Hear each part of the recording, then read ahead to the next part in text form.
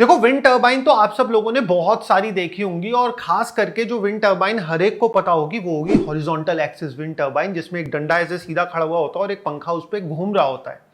But एक नए तरीके की विंड टर्बाइन भी डेवलप हो रही है जिसको बोला जाता है वर्टिकल एक्सिस विंड टर्बाइन। ये वाली विंड टर्बाइन छोटे साइज में बनाई जाती हैं जिससे कि इसको इजीली एक डोमेस्टिक रूफ पे लगाया जा सके और बिजली बनाई जा सके। आज हम एक ऐसी विंड टर्बाइन, एक ऐसी ही इंटरेस्टिंग विंड टर्बाइन के बारे में बात करने वाले हैं जिसको पास्ट में 3 बारी लॉन्च करा गया, और एक देश में नहीं, 3 अलग अलग देशों में, और टाइम भी एक नहीं था, अलग अलग सालों में लॉन्च करा गया। और वो बेचारी विंड टर्बाइन तीनों बार बुरे तरीके से फेल हो गई,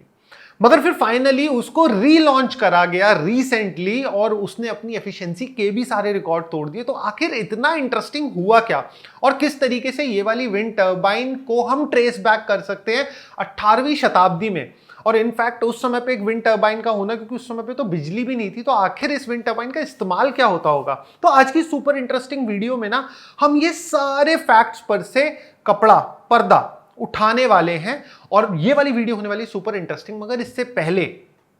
मैं जानता हूं अभी तक आपने हमारे इस चैनल को सब्सक्राइब नहीं करा है, तो फटाफट से सब्सक्राइब कर दो, फिर हम शुरू करते हैं ये वाली सुपर इंटरेस्टिंग वीडियो।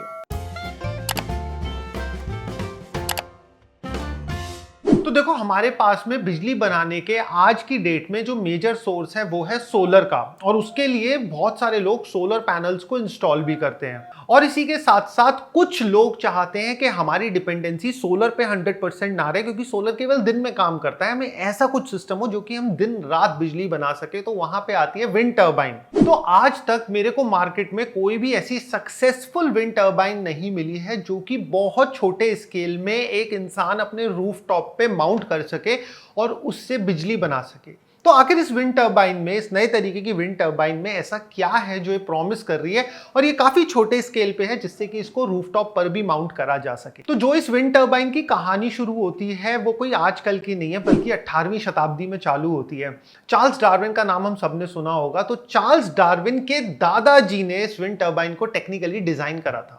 और इसकी डिजाइनिंग का एक पोर्ट्रे बनाया हुआ है, स्टैचूज बनाए हुए हैं, एक आर्टिफिशियल माहौल क्रिएट करा हुआ है डमीज बना के उनके म्यूजियम में इंग्लैंड के अंदर, जहां पे हम क्लियरली ये विंड टर्बाइन को देख सकते हैं उनको डेवलप करते हुए। तो उस समय पे उन्होंने ये वाली विंड टर्बाइन बनाई विद अ कॉज के चलो एक नई चीज एक्सपेरिमेंट करते हैं, और बाद में इस वाली विंड टर्बाइन को एक पॉटरी फैक्ट्री के ऊपर लगाया गया। अब इसका इस्तेमाल क्या होता था? इसका इस्तेमाल होता था रॉ मटेरियल की ग्राइंडिंग में या फिर मड मिक्स को मिक्स करने के लिए। और इसके बाद में हिस्ट्री में इस विंड टर्बाइन का कहीं पे और कोई ट्रेस नहीं मिलता कि इसको फर्दर डेवलप करा गया हो या फिर कोई और तरीके से इसको यूज करा गया हो। फिर जो इसका ट्रेस मिलता है वो मिलता है 2005 में, जहां पे एक रिसर्चर कम बिजनेसमैन वरहान सुरेशन एक नए तरीके की विंड टर्बाइन बनाते हैं, और वो इस टर्बाइन को बोलते हैं इम्प्लक्स टर्बाइन, और 2005 में ही वो इसका पेटेंट भी कराते हैं। और इसके बाद में वो इस विंड टर्बाइन को 3 अलग अलग देशों में लॉन्च करते हैं, 3 अलग अलग टाइमलाइंस में लॉन्च करते हैं, बट ये विंड टर्बाइन ज्यादा सक्सेसफुल नहीं हो पाती। और इस पर इनका बेसिकली कहना था कि इसका कोई टेक्निकल रीजन नहीं था जिसकी वजह से विंड टर्बाइन सक्सेसफुल नहीं हो पाई, रैदर पॉलिटिकल रीजंस की वजह से ये विंड टर्बाइन की सक्सेस में दिक्कत आई थी।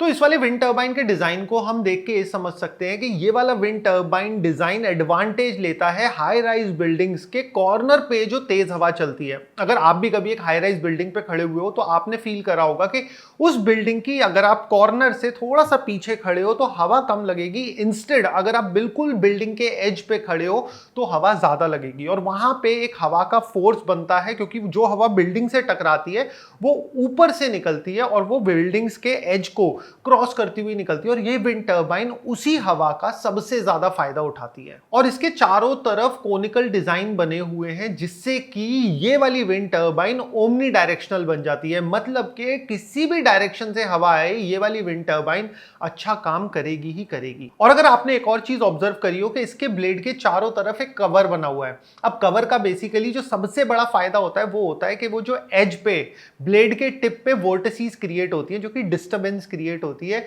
उसको खत्म कर देता है, जिससे विंड टर्बाइन की एफिशिएंसी और पावर आउटपुट दोनों बढ़ जाता है। और जब हम बात कर रहे हैं श्राउड की, यानी कि ब्लेड को एक कवर में रखना, बहुत सारे साइंटिस्ट और रिसर्चर पास्ट में इस तरीके के डिजास्टर्स भी कर चुके हैं। जैसे 1920 में एक इन्वेंटर आए ड्यू ऑलिवर, और उन्होंने तो ब्लंडरबस नाम से एक भोंपू की शेप में ही एक विंड टर्बाइन बना दी और उसके अंदर उन्होंने ब्लेड को प्लेस करा बिल्कुल सेंटर में, बट वो सक्सेस नहीं हो पाई और उनको बैंकरप्सी और फिर उनके ऊपर फ्रॉड के भी चार्जेस लगे इस तरीके की विंड टर्बाइन बनाने के लिए। और इसी तरीके से एक और कंपनी शेयरविंड इन्वोलेक्स ने भी इसी तरीके की एक भोंपू के आकार की विंड टर्बाइन बनाने का सोचा, बट अगेन इस कंपनी ने भी 2017 में बैंकरप्सी फाइल कर दी। तो हमारे को ये तो पता लग गया कि इस तरीके का डिजाइन जिसमें कि श्राउड को, यानी कि विंड टर्बाइन के ब्लेड के कवर को हम ज्यादा ही जरूरत से ज्यादा ही एक्सटेंड कर देंगे तो इस तरीके का डिजाइन कभी भी काम नहीं करता। तो वापस आते हैं अपनी इस टर्बाइन में। तो जब ये विंड टर्बाइन 3 बारी 3 देशों में लॉन्च होकर फेल हो गई, तो उसके बाद में ओरिजिनली इस आइडिया को अडेप्ट करा एक नॉर्वे बेस्ड कंपनी ने।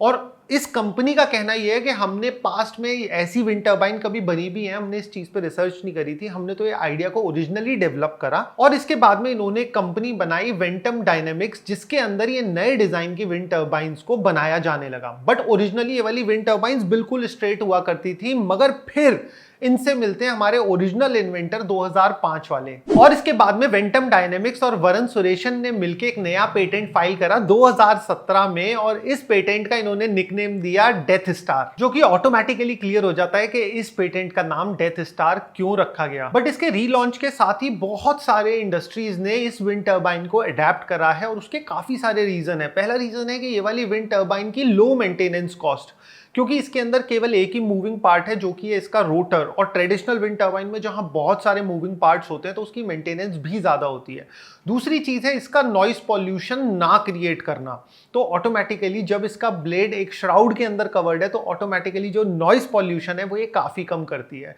तीसरा है एनवायरमेंट का एक प्रोटेक्टिव मेजर, क्योंकि जो हमारी ट्रेडिशनल विंड टर्बाइंस होती हैं वो बर्ड्स को बहुत ज्यादा डैमेज करती हैं और इसका ब्लेड जो एक कवर के अंदर है ये बर्ड्स को भी हार्म नहीं करता। तो ये हमारे अर्बन एनवायरनमेंट के लिए एक बहुत ही अच्छा ऑप्शन बन जाता है। और इसी के साथ साथ चौथा और सबसे बड़ा रीजन कि हमारे जो बिल्डिंग्स का फ्लैट फसाड होता है, ये वाली विंड टर्बाइन उसका पूरा एडवांटेज लेती है, क्योंकि इस विंड टर्बाइन की इंस्टॉलेशन एरोमाइन की तरह ही बिल्डिंग के एज पे या फिर क्लिफ पे करी जाती है। मगर क्या आप लोगों को एक चीज पता है कि विंड टर्बाइन को हम जितना आसमान में भेजेंगे, जितना ऊंचाई पे उसका ब्लेड होगा, वो उतनी ही ज्यादा इलेक्ट्रिसिटी बनाएगी। और कंसिडरिंग अगर हम अपने रूफटॉप पे एक विंड टर्बाइन लगाते हैं तो हमारे पास एक हाइट का कंस्ट्रेंट तो आ ही जाता है, मगर काफी सारे रिसर्चर्स ओवर द टॉप चले गए हैं और उन्होंने ऐसी ऐसी विंड टर्बाइन बनाई हैं जिनको हम पतंग की तरह हवा में उड़ा सकते हैं और ऊपर जो हाई स्पीड विंड्स हैं उनका फायदा ले सकते हैं। हमने इस पे भी एक डिटेल में वीडियो बनाया है, अगर अभी तक आप लोगों ने नहीं देखा और आप विंड टर्बाइंस में इंटरेस्टेड हो तो आप लोगों को डेफिनेटली देखना चाहिए।